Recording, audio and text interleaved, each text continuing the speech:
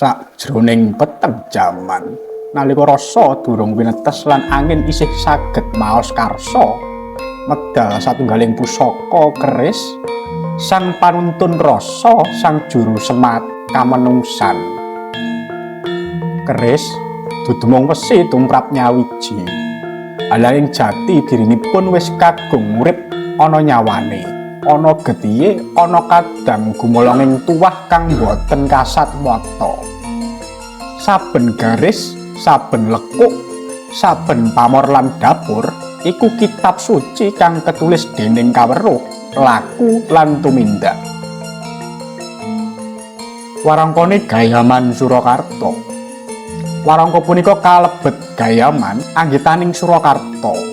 Gayaman pralambang pangayoman, ibarat pangkuan ibu, mangkuyung, ngemong nanging teges.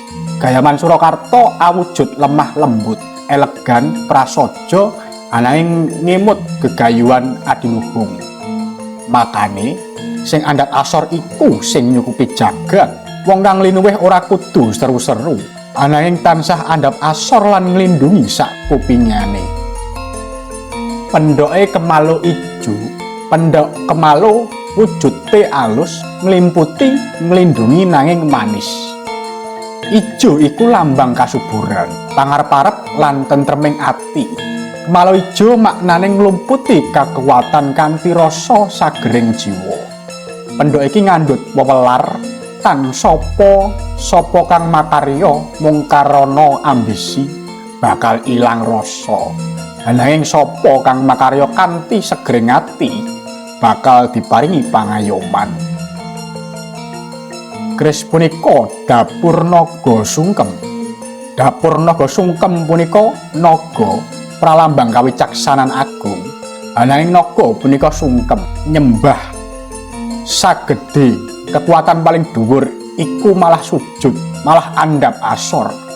Naga sungkem ngundhut piwulang luhur. Kekuatan sejati iku tumemen nalika bisa nyembah marang kang sejati, dudu kang ngasorake, ananging kang ngurmati urip.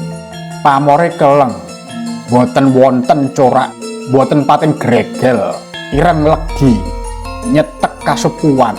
Keleng iku boten tanpa pamor, ananging kabeh pamor wis nyawiji.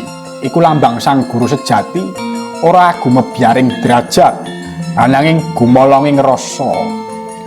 Wong keleng atine resik, ora nundung, ora ngaku, ananging wis rampung karo awak lan urip. Tangguhe yasan enggal, keris anyar, ananging nyimpen kawicaksanan lawas. Tangguh punika nuduhake wektu pangripta, nanging sanadyan enggal, roh lawas isih ngrasuki.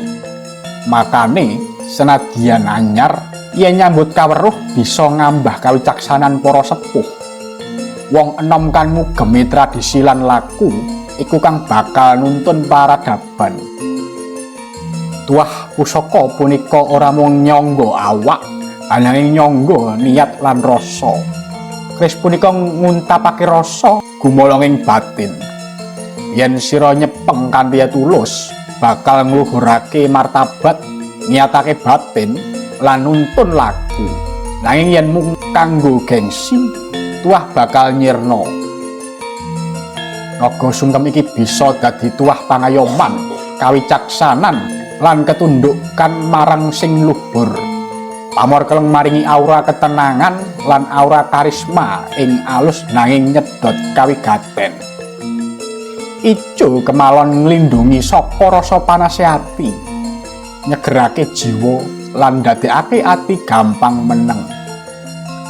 Punika pusaka kang cocok tumrap dalan urip wong kang nyritakake donya ananging ora keseret donya.